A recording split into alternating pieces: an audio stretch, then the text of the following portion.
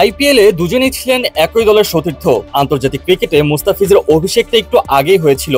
ফিজের অভিষেকের পর ভারতীয় টিমে এমন একজন মুস্তাফিজের জন্য হাহাকার দেখা দিয়েছিল সেবার। তবে সেই হাহাকার পূরণ করে দেন জাসপ্রীত বুমরা এসে। তাকে নিয়ে এরপর শুরু হয়ে গিয়েছিল মুস্তাফিজের সাথে তুলনা। তবে সময়ের সাথে সাথে মুস্তাফিজ যেখানে হারিয়ে নিজেকে খুঁজে বেড়াচ্ছেন, সেখানে বুমরা প্রতিনিয়ত ছাড়িয়ে যাচ্ছেন নিজেকে, ভেঙে যাচ্ছেন একের পর এক রেকর্ড। এবার মুস্তাফিজের রেকর্ডেও ভাগ বসালেন বুমরা, রেকর্ড ভেঙে টপকে গেছেন ফিজকে।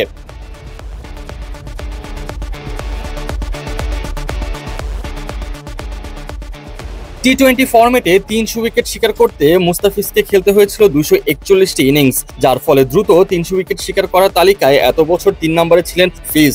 তবে ফিজের এই রেকর্ড ভেঙে দিয়ে তাকে ছাড়িয়ে গেলেন জাসপ্রীত বুমরা। 237 ইনিংস খেলেই 300 উইকেটের মাইল ফলক স্পর্শ করলেন তিনি, যার ফলে বুমরা এখন 3-এ উঠে গেছেন আর ওদিকে মুস্তাফিজ 4-এ নেমে গেছেন।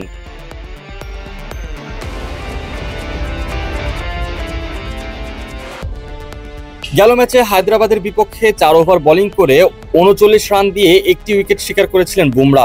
সেই এক উইকেটেই স্পর্শ করেছেন টি-20তে 300 উইকেটের মাইল ফলক। স্বীকৃত টি-20 ক্রিকেটে এটি তার 300তম উইকেট।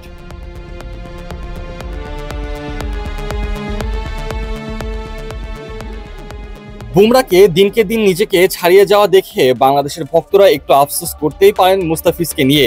ফিজ থাকতে পারতেন বিশ্ব ক্রিকেটে বোলারদের তালিকায় সেরাদের সেরা কাতারে। তবে অভিষেকের পর ফিজ যেভাবে আলো ছড়িয়েছিলেন তার কাটারের ধারে, সেই ধার সময়ের সাথে সাথে কমে যাচ্ছে। তবে ডেথ ওভারে এখনো সেরা ফিজ, তাতে কোনো সন্দেহ নেই। কিন্তু সবাই তার কাছ থেকে যে আশা রেখেছিল, সেই আশা পূরণে ব্যর্থ ফিজ।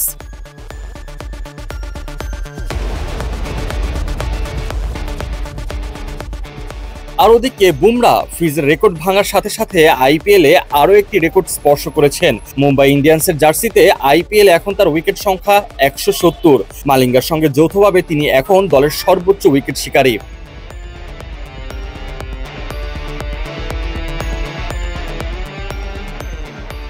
দ্রুত সময়ের মধ্যে 300 উইকেট শিকার করার তালিকায় সবার আগে আছেন অ্যান্ড্রু টাই, যিনি কিনা 208 ইনিংস খেলে এই কীর্তি অর্জন করেছিলেন। দ্বিতীয় স্থানে আছেন লাসিথ মালিঙ্গা, যিনি কিনা মাত্র 217 ইনিংস খেলেই টি-20 ফরম্যাটে 300 উইকেটের দেখা পেয়েছিলেন। এরপরে চলে এসেছেন বুমরা, আর 4-এ নেমে গিয়েছেন মুস্তাফিজ।